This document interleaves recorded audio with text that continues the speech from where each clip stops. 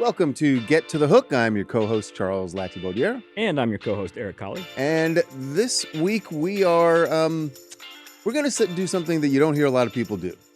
All right? I'm tired of all this people bashing Gen Z.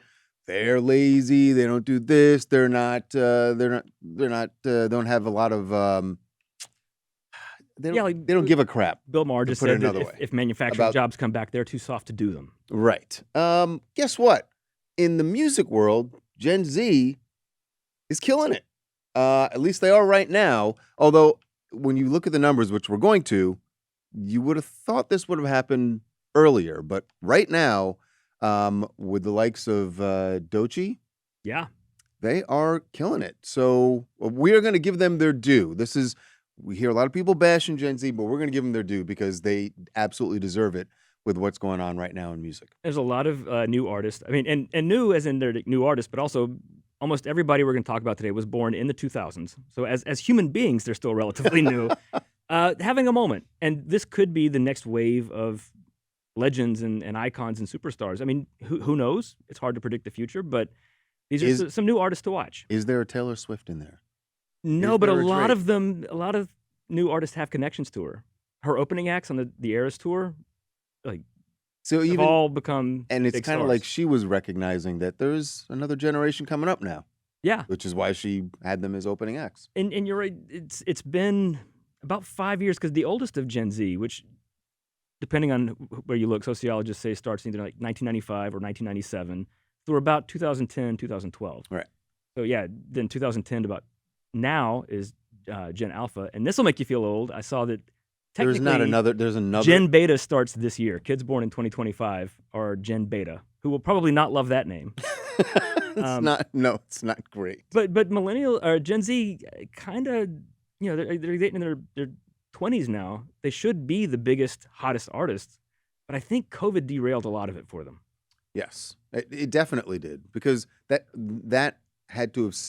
I mean, aside from society as a whole, but it stunted your growth as a musician because you couldn't go out and do shows. You couldn't tour. You couldn't go on dates. What are you writing about? Get your music out to people. I mean, yeah, you could say, well, streaming you could still stream music, but you still need a way to promote, and the best way to promote still, even with streaming and all the technology we have, the best way to promote is actually go out and do a show, do live shows. Right. And when you couldn't do that, made it hard. And you've had these very dominant millennial artists like Taylor Swift and Drake and The Weeknd and all these people, Morgan Wallen, who are still so huge. It's been hard for younger generations to come up. But interestingly, last week, there were new singles from Miley Cyrus and Ed Sheeran. And then also rapper Big X The Plug, who was born in 1998, and country singer Bailey Zimmerman, who was born in 2000. Their song All the Way debuted much higher than Miley Cyrus and Ed Sheeran. Kind of smoked them. So I think we could be seeing a changing shift. Of the guard, perhaps? It is. Huh. And a lot of Gen Z artists are having a moment right now. One of the biggest is Doechii. I love Doechii. Born in 1998. She released a song in 2019 before she was famous, right before COVID, called Anxiety. She just put it on YouTube herself. Wasn't anything. Now she's re-recorded it and released a video for it. And in the first couple of days, the video got 5 million views, which is huge because YouTube doesn't pull the numbers it used to. This is a little bit of her song Anxiety, and see if you recognize the sample. It's my anxiety, can't let it trouble me. It's my anxiety, gotta shake it off of me. It's my anxiety. I'm really shocked, actually, when I heard that song. I was shocked that someone hadn't used that sample already, because that song was just ready-made to be sampled. It was a sample itself. We're talking about Gautier and Kimbra, somebody that I used to know. Want to feel old? When that song came out, Doechii was 13. She was that old, huh? No, that old. Yeah, but yeah, that's a childhood song for her. So she's got the rights cleared to that. Gautier gets a songwriting credit on it, so he finally wrote another top 10 hit. One of the biggest one-hit wonders ever. Anxiety is becoming a huge hit for Doechii. She has been a breakout artist of the past year. Her song Denial's a River has been huge. Her Grammys performance was amazing. She's having her moment. I see her being, she's a name we're going to be talking about for years and years and years to come, I think. Right, that she got, I mean, that people, probably, trying to remember now, but the most talked about act after the Grammys, that people, because it was an eye-opening for a lot of older people, are like, wait, who was that? Yeah. Oh, she's, and that's how, That's the whole point, is being able to go out and do shows like that, whether it's an award show or just touring. That's how people get to know who you are. They go like, oh, who is that? Or even doing things like, I think that for an older generation, that SNL has become this place, and also on late night talk shows, Yeah. where older people go like, oh, I didn't know that person had a song, because older people don't listen to regular radio. Life the way gets in they the used way, to. and it's hard to keep up with music. Yeah. For me, honestly, Doechii, I knew who she was, but did you see her NPR Tiny Desk concert? Yes. It was so good. I was like, holy crap, she's really, really Yeah. talented. That's I knew another she one, was, by the but way. That's another, yes. I know that's an old person thing, but that's just a different way of seeing somebody do their artistry, because it's Yeah. mostly acoustic or just, a small space. Yeah. But she killed it. I was like, wow, she is so interesting. The number one album this week is by a rapper named Ken Carson. He's on Playboi Carti's label. His album More Chaos is number one. He was born in 2000. Last week on the album Old chart, man. Ethel Cain, born in 1997 or 98. Ethel Cain had an album released in 2022 called Preacher's Daughter that has been building an audience slowly. Her song American Teenager became a huge viral hit. The album never actually charted because it was building up slowly, but then she released it on vinyl for the first time, and it sold enough copies to enter the charts at number 10, even though it's almost 3 years old. Just off of vinyl Because sales? she has such a fan base. I think Wow. her next album will be really huge. Comes out later this year, called Willoughby Tucker, I'll Always Love You. And I think Ethel Cain, when older generations think of Gen Z, Ethel Cain is everything they think of. She's an autistic homeschooled trans woman, which is a lot of Well, the checking the all Gen the Z boxes there. for- So yeah. older generations are like, I don't get it, but you don't have to. And Yeah. Ethel Cain's very talented, and I think again she's going to have, might not be like cranking out pop hits. I don't think that's her thing, Right. but she's got an audience that's going to go with her. That's tremendous. And you're right, like older audiences wouldn't normally get to know who she is or Right. know anything about her, unless they hear someone complaining about it. It's the only thing. Like, they'll complain without actually knowing what the music Unless you is. actually listen to it, and it's Right. a lot of it's. I mean, American Teenagers, musically kind of upbeat, but it's a sad song, and a lot of her songs are very. It's called slowcore, is one of the genres, I'm because the sorry. songs are long What? and slow and very brooding. Called it shoegaze in the '90s, kind of. It's that sort of. Slowcore. Yeah, they make up words for everything now. And we've seen some Gen Z artists big. I think the biggest, the queen of Gen Z in pop music, of course, is Billie Eilish. Right. Born in December of 2001, born after September 11th. I think that's kind of a big dividing line True. generationally. Do you know, were you old enough to actually be conscious and know what 9/11 was, or were you born after that? I think that's kind of the defining thing of when they were born. And I think the defining thing of their adolescence, as we said, is COVID. And you see that in a lot of their music. Some of these artists we're going to talk about, COVID factors very directly into their stories. But I think it also impacts the music, because there's a lot of songs about loneliness and longing and needing connection. And that's true of music in general. But especially for artists this young, for teenagers and people in their early 20s. Like, why are you singing such depressing music? You haven't lived long enough to. They didn't. But They didn't have a matters, prom. They didn't get to go to homecoming. They didn't get to go to parties. They didn't get to go out to a bar when they turned 21. If that happened in the early 2020s, Right. they missed a lot. They missed a lot, and so even though they're not, it used to be you'd go like, oh, you're not old enough to have experienced all that, but even at a young age, they experienced something very unique that our generation didn't. And you know, it was hard on us. It was hard on everybody. Yeah. But yeah, imagine losing those years of your youth and adolescence. That's a tough imagine thing. this is so for you and I. What if 1984 there had been a pandemic, and Well, I would have just stayed home and played with my He-Man figures. I would have been happy, And- but and Prince's Purple Rain tour never happened. Ugh. Bruce Springsteen's Born in the USA tour never happened. Madonna never had a chance to become.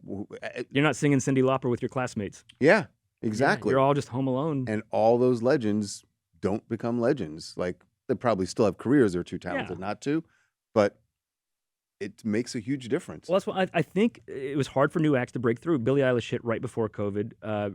Coming out of COVID, Olivia Rodrigo, who was born in 2003, really blew up. And last year, I think last year was the first year you started really seeing a lot of Gen Z artists, not just have hits. It's more than that. They became the cultural conversation. As much as we talked about Taylor's Eras tour last year and Drake and Kendrick's feud, and those were the two big things, they don't feel like the hot new thing anymore. Yeah, it's The weird to the say new that- artists, the new captivating people, you had Chappell Roan, Sabrina Carpenter, Gracie Abrams, Benson Boone, Tate McRae, these artists born from like 98 to like the early to mid 2000s, starting to become what people are more excited about. They're the conversation now because you kind of know what you're going to get with a new Taylor Swift record. You know what you're going to get with a Drake record. Right. And that's great. It's weird to say that they have become, they're not legacy acts. But, I mean, they're getting there. but They're they're almost 20 close years to into it. their hit making careers. and you know what really pushes you into becoming a legacy act is when young people come up and they start actually making it. And that's what's happening now. Well, and as you said, so many of these artists either were influenced by Taylor Swift or Drake, or literally opened for Taylor Swift. Gracie Abrams did, Sabrina Carpenter did on the Eras tour. They are literally the next generation, not just in the literal sense, but musically, they're like Taylor Swift's descendants at this point. That sounds so weird to say, but it's true. They were, Taylor's first album came out in 2006. Some of these artists were kindergartners then. So- Olivia Rodrigo was 3. That's why she grew up loving that music. yeah. And now her fans who are her age are the same way. The other place that people are meeting these people, meeting these new artists, is just social media because you can't Right. avoid it. You can't avoid it, and you will hear a song over and over and over, and at some point you go, "What is that?" And then you go look it up, and you find out, "Oh, I didn't even know this person was an artist." Yeah. Well, so the first artist we're going to talk about, he's got a song just hit the top 5 this week, and it's been blowing up very quickly. He didn't just get his fame in music from social media. He was a viral star when he was 10 years old and is just now getting to music. He sort of did it backwards, where he got famous Right. as an influencer first. His name's Alex Whatever Warren. works for you, man. Yeah, Alex Warren was born in 2000, started making YouTube videos when he was 10 years old in 2010, became a big TikTok influencer. He was part of something called the Hype House. You know that? Yes. Had a reality show on Netflix. It was this collective of influencers who had this big mansion and made content together. Charlie and Dixie D'Amelio were part of that. Addison Rae was part of that. Alex Warren met his wife, Kover Annan is her name. She was part of that. And they got married, even though he's only 25. And he's written this love song for her because he got into music and started really pushing his music in 2021 around the time he left the Hype House. And his song, also known as Boomer's Nightmare. But yeah, exactly. But boomers, that's the thing. Boomers will love this song. It's just now hit the top 10 in the last 2 weeks. I have a feeling it's going to be this year's Teddy Swims Lose Control. And a year from now, it's still going to be in the top 10. So listen to it now and enjoy it because you're going to get real sick of hearing this once radio gets onto it. And they will. This is Alex Warren's Ordinary. Angels up in the clouds are jealous knowing we found something so wild. We'll be ordinary. You got me kissing the ground. Very mature sounding song. yeah. I can see that appealing to older demographics, and young people are what's driving it right now. Mm-hmm. And it's a I like that sweet sound. love song. It's a I like good that sound. song. I didn't know that was the artist. I've heard Yeah. the song. I didn't know that was his You're name. going to get sick of hearing it. We all are going to get sick of hearing it. Like I said, enjoy it now while you can, because once radio gets on board, Yeah. oh God, it's never going to go away. And then, about if you're in your 20s right now and you're listening to this, in about 4 or 5 months, your parents or your grandparents will call and go, "Have you heard this song?" That's when you know. That's when you know. That's when it's hit. But for the artist, that's an exciting time. It's like, it's weird to say that they want, parents and grandparents to start asking about them. But that kind of means that that's where you've broken through. Yeah. Doesn't mean that they're necessarily going to be, you're not going to have grandma in the mosh pit at your show. But the fact that grandma's asking about you means that you have become, Yeah. And a conversation. you can tell by the sound of that, Alex Warren is not trying to be some boundary pushing, edgy, avant-garde artist. He likes to make nice songs, and that's a nice song. It's a nice song. It's a nice song. That's a nice song. He's a nice guy. And his wife's in the video, and it's a whole thing. This next artist is a British artist born in 2001, and the pedigree behind her, she got started by winning open mic competitions in the UK when she was 15 years old. Won a bunch of them, got on a couple people's radars. Her management now, it's 2 guys, Nick Shymansky and Nick Huggett, who just were like, we got to work with this girl. They signed her in 2018. Nick Shymansky is the former manager of Amy Winehouse. Nick Huggett is the man who signed Adele. Okay. So That's, that's if you've got the people who are behind Amy Winehouse and Adele saying, you've got something. If they're impressed with you, yeah. Yeah. Okay. Her name is Lola Young, and this song's been a hit for a while now, but she is, I think, going to have her breakout moment even bigger than this song. This is Messy. 'Cause I'm too messy, and then I'm too fucking clean. You told me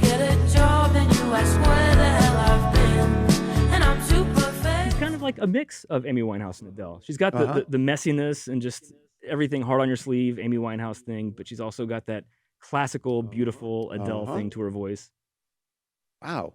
She just won open mic thing. Did she go to like school for music or? I'm not sure. That's amazing. Yeah, she's very. That's why like those guys were like, hey, That's more impressive than winning, X Factor or absolutely. American Idol or something. Is just that someone noticed You you went to from open mic open mic competitions, and nights. she took the money she won and invested it back into making demos and recording and stuff. And to be that young and be that aware of what you want to do, I think is very impressive. That song, by the way, again, talk about the Gen Z-ness of it all.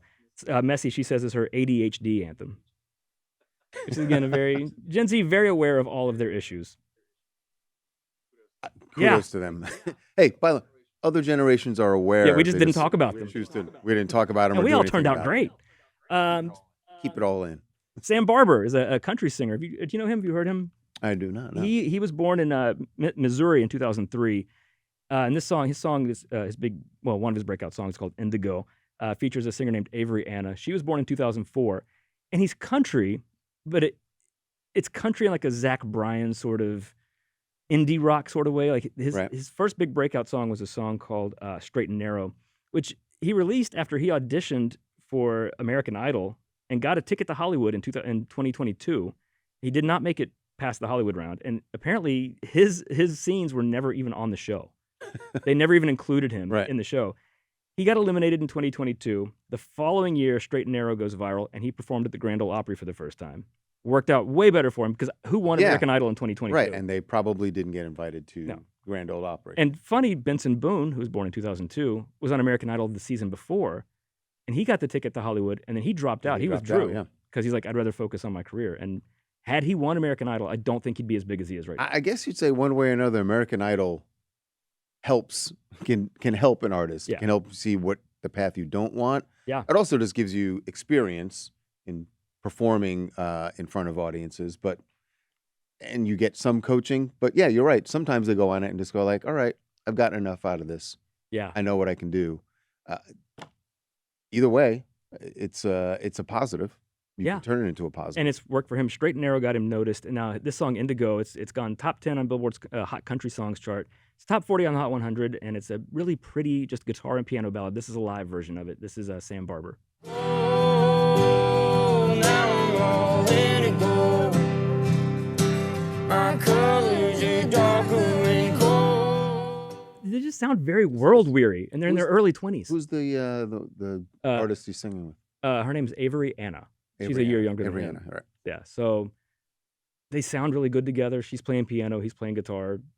Those are two people in their early 20s? She's born in 2004, so she's 2021, and he's 22, 23. I don't know when their exact birthdays are, but you know what? I guess I shouldn't be that shocked about it. We've seen Alicia Keys was like that. Yeah. Just young people who just definitely sound like they're old souls. Right.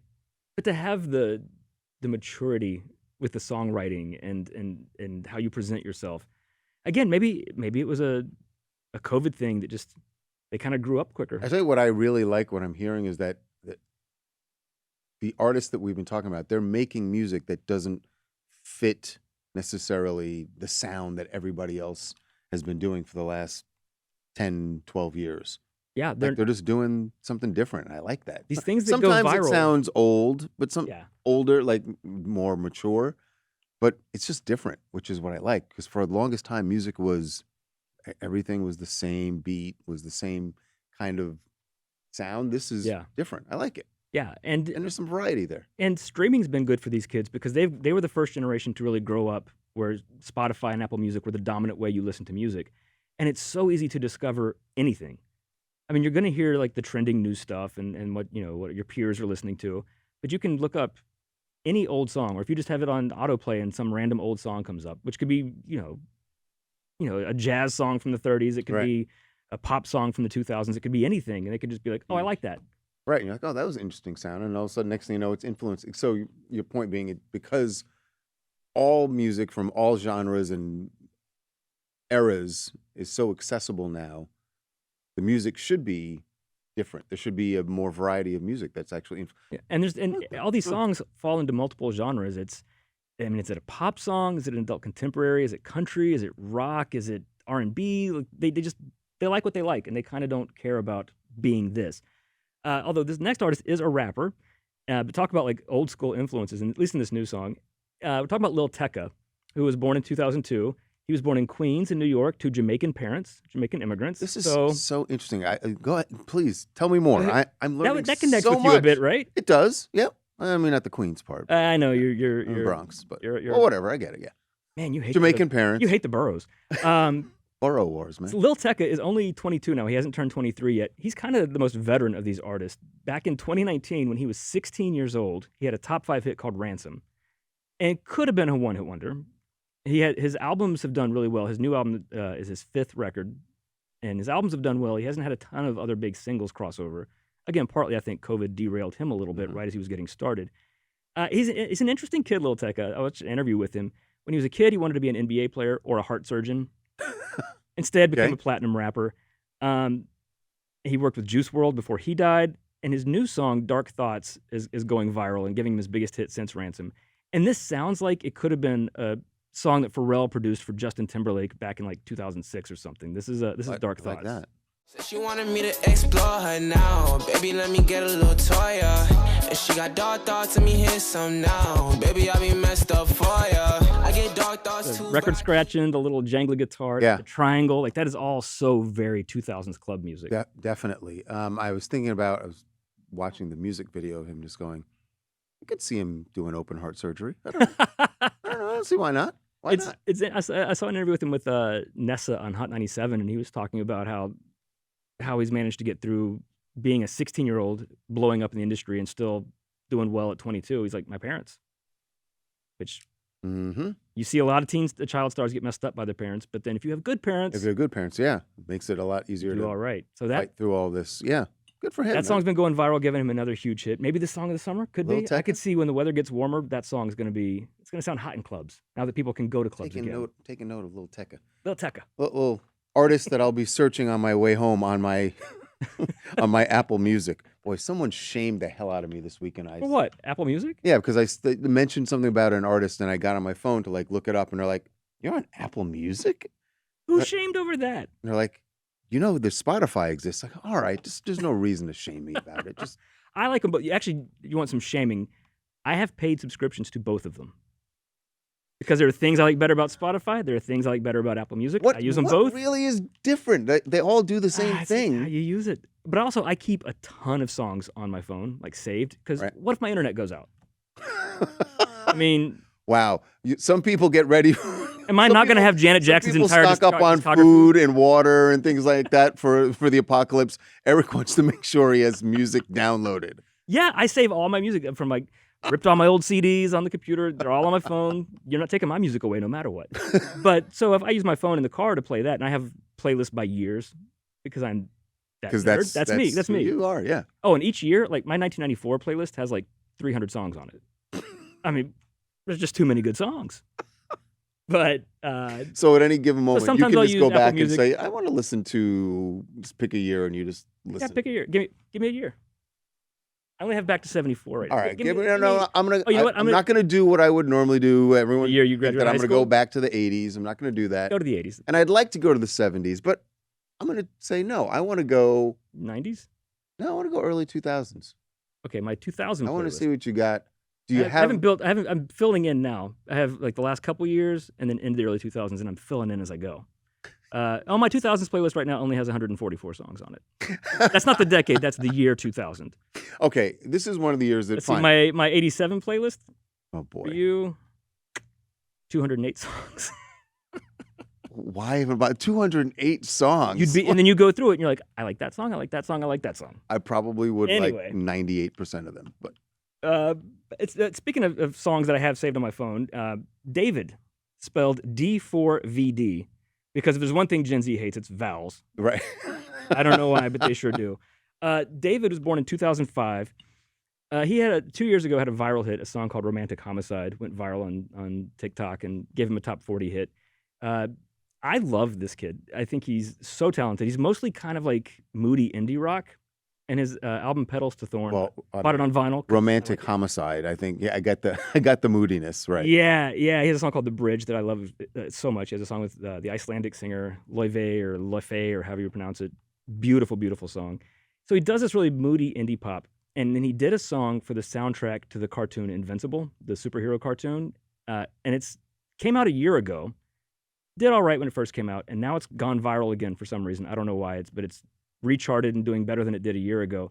This is not usually what he sounds like. This is a lot more up-tempo and poppy, but this is his song "Feel It." Don't leave. Ooh, I just love the way you got me feeling. Love the feeling. It's like And it's interesting how he got into music. And again, he's not, I don't think he's even 20 yet. I don't think he's turned 20 just yet. He was really into anime and Fortnite. And he would do these compilation videos to put them on YouTube when he was a kid. And he would put songs on them, but then they would get taken down because of violating copyright. So he then he decided. what if I just make my own music to put on my Fortnite compilation videos? He made them all on his iPhone. His studio was his sister's bedroom closet because he got the best acoustics in there. Right. But he's very, very talented and wound up If making you a whole have- album. If you just have the idea that, oh, I'll just make some music to put over the fact that that thought even enters your mind Right. shows you have an aptitude for this. Yes. He's it's- clearly. I saw him live 2 years ago, and and still very young, still figuring it out. It was his first tour, but a good show. Wow. And also the great thing about going to a show he was 18 at the time when I went to the show. You could go to the bar anytime you want. There was nobody in line because his audience isn't old enough to drink. I was like, woo! Okay. I'm sure people thought we were like chaperoning our child. A- No, a I just good really like his point. music. Go see young artists. There's no one at the bar. It's true. They can't Yeah. drink. And also interesting, David grew up listening strictly to gospel. Then when he was 13, he heard a song that changed his life and really made him want to get into music. Gucci Gang by Lil Pump. Oh my God. Gucci Gang, Gucci Gang, Gucci Gang. That was song 13. that song influenced someone to get into music? Yeah. All right. Yep. Last artist I want to talk about, he also born in 2005 and is very mature to be 19 years old. He isn't 20 yet either. And like David, why do these kids hate vowels? His name is Somber, spelled Sombr. All right. Well, Did the weekend start shout this? out Is to that what that O. was? Shout out to the O. Yeah, the O made it in. Got a call. He started releasing music in 2021 when he was only 16 years old. He writes his songs by himself, produces or co-produces all of them. Respect that. He said he was kind of just playing with music on GarageBand, and then actually COVID gave him the time to focus on upping his producing and writing game. And he goes, I really used that time to learn how to level up my music, and it has worked really well for him. He's got 2 songs that are going viral right now. He's got a song called Undressed that's doing really well, and then his bigger hit that's flying up the charts, flying up Spotify. This is a song called Back to Friends.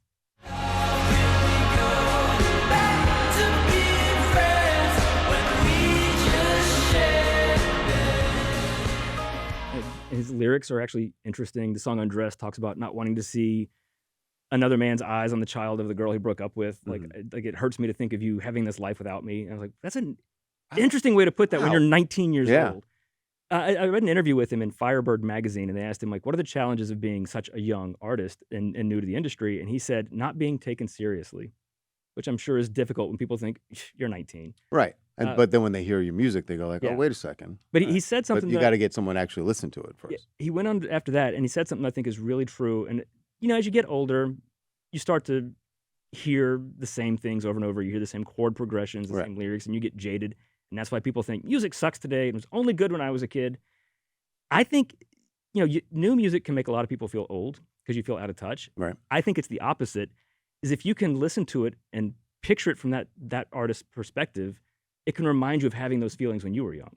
You can sort of reconnect with maybe See, not your I- own specific youth, but just the idea of youth and like how you used to view the world. I would do that. I would connect. I would think to myself, what was it like for me? But I would also be marveling at, how is this kid having those same thoughts? Because I Yeah. don't think I Well, had those thoughts when I was that. No, and again, he's 19. This is what he said about it. He says, honestly, being young is the best time in life to be an artist. It's a time when everything is possible, everything is new, you're in a period of discovery. And it's exciting to hear somebody like that who's that aware and that creative to discover it in real time. Yeah. And you're like, I want to see where this kid's career goes. I like what these kids are discovering. I The like kids what these they're doing days- with the their kid- period of discovery. The kids are all right, I'm going to be. as an old boomer band used to say. kids are all right. Saying that, yeah. They talk about a boomer band. Yeah. I got to tell you, I'm going to confess to something that is probably pretty obvious at this point. Of all the artists that you just mentioned, Yeah. I think I knew 3 of them. That's pretty good, actually. I should feel good about that? Yeah. Because as you were going along, I was like, And most people our Nope, age don't know never heard any that. of them unless their kids listen to it. I had actually, and certainly working here is what Yeah. exposes me to it. But it's made me feel like maybe I should start listening to the radio again. No, don't listen to radio. No? No. The radio's still See, but playing. that's why I don't get new music anymore, because I don't listen to the radio. Yeah, don't listen to the radio because they're still playing Shabuzi and Teddy Swims and songs so from a year ago. The average song Well, I'll in the get top it 10. eventually. I mean, Yeah, a year and a half yeah, from well, now. That's what I'm saying. That Alex Warren song, that's going to be real big on radio sometime around September. Right. Okay. All right. So don't listen to radio. Just be more. Just listen to Get to the Hook. Yeah. Really, I just got to keep talking to Eric, and That's right. oddly enough, Eric is keeping me young. I appreciate that. That is going to do it for us. I hope he's doing the same for you, by the way. Yeah. And if you're already young, well, enjoy it. Enjoy it while you can. And when you get old, remember, new artists always have something interesting to say. Yes, indeed. And that is our lesson here. New artists got something to say. That is going to do it for us this week. We'll see you next time on Get to the Hook.